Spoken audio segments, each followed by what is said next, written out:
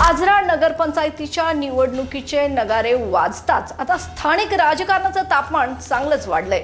इच्छुकांची भाऊगर्दी आणि युवकांनी प्रस्थापितांना दिलेलं थेट आव्हान यामुळे आता राजकीय घडामोडींना चांगलाच वेग आलाय। युवक आता रिंगणात उतरायला सिद्ध झाले असून या निवडणुकीत तरुणाई आणि अनुभव यांच्यात रंगणारा सामना पाहायला मिळणार आहे। नगरपंचायतीत 17 प्रभागांपैकी 9 महिला सदस्य असणार आहेत। त्यामुळे महिला राजचे वर्चस्व जरी असले तरी नगराध्यक्षपद खुले असल्याने अनेक दिग्गजांनी इच्छुकतेचे झेंडे उंचावले आहेत।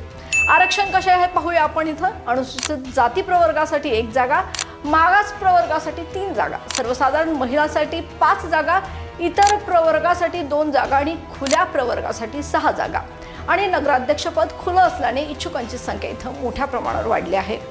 आता नगराध्यक्ष पदासाठी प्रमुख इच्छुक कोण आहेत पाहूया। या पदासाठी सध्या अशोकअण्णा चराटी, अबू ताहेर तकीलदार, संजय भाऊ सावंत, मंजूर मुजावर, संभाजी पाटील आणि अभिषेक शिंपी हे प्रमुख दावेदार म्हणून चर्चेत आहेत। त्यामुळे या निवडणुकीत अनपेक्षित राजकीय घडामोडी घडण्याची शक्यता अधिक गडद झाली आहे।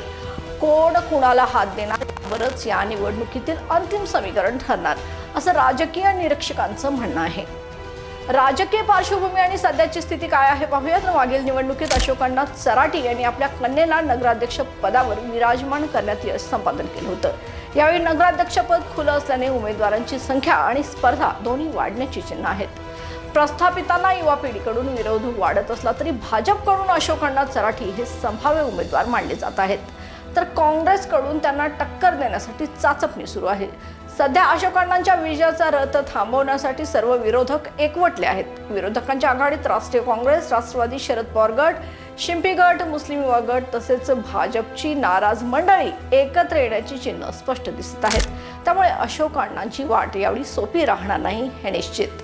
आता नवी समीकरण आणि उमेदवारांची गणित काय आहेत पाहूयात। तर आजच्या घडीला अशोकअण्णांना कडवी टक्कर देणारा उमेदवार म्हणून भगवा रक्षक संस्थापक अध्यक्ष संजय भाऊ सावंत यांचे नाव कार्यकर्त्यांकडून पुढे येत आहे। दुसरीकडे मुस्लिम समाज एकत्र आला आणि नगराध्यक्ष पदासाठी एकमेव उमेदवार दिला तर निवडणुकीचं समीकरण पूर्णपणे बदलू शकतं। या समाजातून आता अबू ताहेर तकीलदार हे सध्या सर्वाधिक चर्चेत असलेलं नाव असून त्यांनी मागील महिन्यापासूनच आपली ट्रेनिंग लावली आहे। ते वरिष्ठ नेत्यांच्या भेटीगाठी घेऊन राजकीय समीकरण मजबूत करण्याच्या प्रयत्नात आहेत। मात्र मुस्लिम समाजात देखील अनेक जण इच्छुक असल्यामुळे अबू ताहेर तकीलदारांसाठी देखील मैदान तितकेसे सोपे राहणार नाहीये। एकंदरीत पाहता आजरा नगरपंचायतीच्या निवडणुकीत अनपेक्षित आणि रोमांचक घडामोडी घडणार हे निश्चित आहे। प्रस्थापित विरुद्ध युवा, एकजूट विरुद्ध फूट आणि सत्तेचा संघर्ष या सगळ्यांनीच आजराच राजकीय वातावरण तापवलं आहे। आगामी काही दिवसात कोण कुणासोबत जाणार आणि कोण कुणाला धक्का देणार यावरच आजऱ्याच्या नगर राजकारणाचे भवितव्य ठरणार आहे।